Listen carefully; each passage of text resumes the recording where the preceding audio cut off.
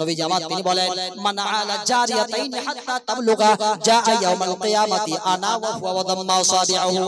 যার দুইটা কন্যা সন্তান হবে, এই দুই কন্যার সন্তানের বাবা এবং আমি বিশ্ব নবী মুহাম্মদুর রাসূলুল্লাহ সাল্লাল্লাহু আলাইহি ওয়াসাল্লাম একসঙ্গে জান্নাতে যাব।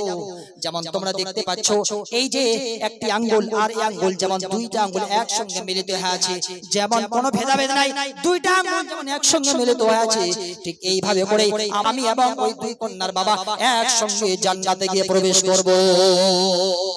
তার মানে দাম মায়েদের বোনদের অনেক দাম।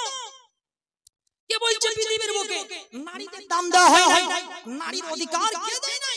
অবশ্যই ইসলাম নারীকে নারীর যা দাম দিয়েছে तमाम পৃথিবীর মাটিতে আর কেউ দেয় নাই। সম্মানিত ভাইরা বোনেরা আমার, কত দাম দিয়েছে আপনাদের মন দিয়ে শুনেন। আল্লাহ পাক কতই না দাম দিয়েছেন।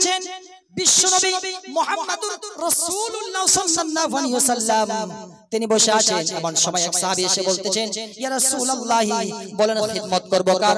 নবী আমার তিনি বলতেছেন তোমার মায়ের। তারপরে কার? আবার বলছেন তোমার মায়ের। তারপরে কার? আবার বলছেন তোমার মায়ের। তিনটি বার নবীজি আমার মায়ের খিদমত করার জন্য বলতেছেন। চতুর্থবারে সাহাবী যখন জিজ্ঞাসা করেন নবী আমার বলেন চতুর্থবারে আব্বা জানেন আব্বার বাবার খিদমত করার কথা আল্লাহর নবী তিনি বলেন। তার মানে বোঝা যায় তিনটা মর্যাদায় একেবারে ফার্স্ট সেকেন্ড থার্ড তিনটা জায়গায় একেবারে মায়েরা বোনেরা আমার সবচেয়ে দামে আগে আছে। পুরুষেরা কিন্তু আমরা চতুর্থ নম্বরে পড়ে গেলাম। আমার ভাইরা এই মায়েদের বোনদের এই জন্য দাম আরো। দেখেন আল্লাহর নবী বিশ্বনবী মুহাম্মদুর রাসূলুল্লাহ তিনি কেমন মায়ের দাম দিয়েছে। আজকে তো মাকে আমরা দেখি না, মাকে বৃদ্ধাশ্রমে রেখে চলে আসি, কিন্তু মায়ের কত দাম দিয়েছেন আল্লাহর নবী বিশ্বনবী তিনি বসে আছেন। এমন সময় আল্লাহর নবীর কাছে এক বৃদ্ধা মহিলা এসে উপস্থিত। আর এই বৃদ্ধা মহিলা যখন আল্লাহর নবীর কাছে এসে উপস্থিত হয়ে যায়, সঙ্গে সঙ্গে নবীজি আমার তিনি এই বৃদ্ধা মহিলাকে দেখে তিনি সঙ্গে সঙ্গে তিনি দাঁড়ায় গেলেন। দাঁড়িয়ে যাবার পর সঙ্গে সঙ্গে দাঁড়িয়ে গেলেন, নিজের গায়ের চাদর খুলে দিলেন এবং নিজের গায়ের চাদর খুলে দেওয়ার পর নবীজি আমার তিনি বিছিয়ে দিলেন। ওই বৃদ্ধা মহিলা আসে এবং ওই চাদরের উপরে বসে, আর বসার পর কি কথাবার্তা হলো, কথাবার্তা বলার পর তিনি বৃদ্ধা মহিলা তিনি চলে গেলেন। অবশেষে সাহাবায়ে কেরামকে জিজ্ঞাসা করছেন ইয়া রাসূলুল্লাহ বুঝতে তো কিছু পারলাম না, কে ছিল? একজন বৃদ্ধা মহিলা আসে এবং আপনি নিজে চাদরখানা বিছিয়ে দিলেন আর ওই বৃদ্ধা মহিলা বসে, কথা হলো আবার চলে গেল। ইয়া রাসূলুল্লাহ বলেন কে ছিল তা বুঝতে পারলাম না। নবীজি আমার সঙ্গে সঙ্গে তিনি বলতেছেন তোমরা জানো না তিনি ছিলেন ওই যে হযরতে হালিমাতুস সাদিয়া রাদিয়াল্লাহু তাআলা আনহা, তিনি ছিলেন আমার দুধমা হযরতে হালিমা। আমার ভাইরা কেমন ভাবে মায়েদের দাম দিতে হয়, কেমন ভাবে সম্মান দিতে হয়, দারুণ সম্মানের পাত্রী আপনারা, দারুণ সম্মানিতা মায়েরা বোনেরা আমার। নবী দাম দিয়েছেন, ইসলাম দাম দিয়েছে, কোরআন দাম দিয়েছে, সুতরাং ঘাবড়ানোর কোনো দরকার নাই। নারীকে নারীর অধিকার যেভাবে করে ইসলাম দিয়েছে तमाम পৃথিবীর মাটিতে আর কিন্তু নারীকে নারীর মতো কিন্তু কেউ দাম দেয় নাই। আমার ভাইরা আজকে মায়েদের বোনদের আমরা দাম দিই না। দাম দিই কখন?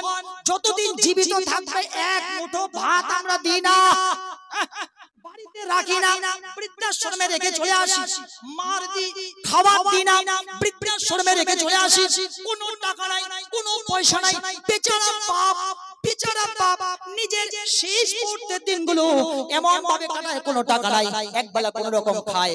আবার কোন কোন বাপ এমন আছে, কোন মা তো এমন আছে বেটা বেঁচে আছে, বেটা খুব সুন্দর করে যুবক, খুব সুন্দর করে টাকা পয়সা কামাচ্ছে, কিন্তু টাকা পয়সা কামালেও কিন্তু ওই মায়েদের বাপদের দিয়ে কিন্তু লক্ষ্য করে না, বরঞ্চ ওই বেটার জ্বালা যন্ত্রণায় এই বাপ আর মা কিন্তু গ্রামে গ্রামে গিয়ে ভিক্ষা করে। কত রকমের নজির আছে। তাই তো কবি খুব সুন্দর করে বলছেন ও তুমি জিন্দা থাকতে এক মুঠো ভাত দাওনি মা বাবার মুখে, ও তুমি মরলে খাওয়াও পাড়ার লোক দিকে, ও তুমি মরলে খাওয়াও গ্রামের লোক দিকে।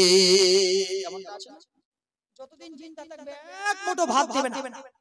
তাই তো কই বলছেন ও তুমি জিন্দা থাকতে এক মুঠো ভাত দাওনি মা বাবার মুখে,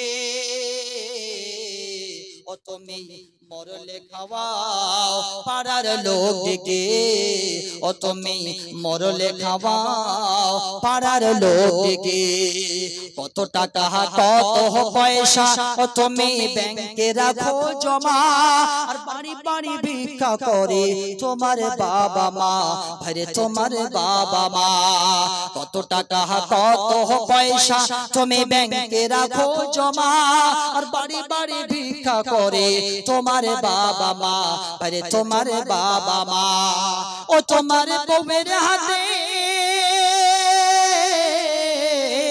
ও তোমার বউয়ের হাতে সোনার বালা দিন যায় তার কত সুখে ও তুমি মরলে খাওয়াও পাড়ার লোক ডেকে ও তুমি মরলে খাওয়াও পাড়ার লোক ডেকে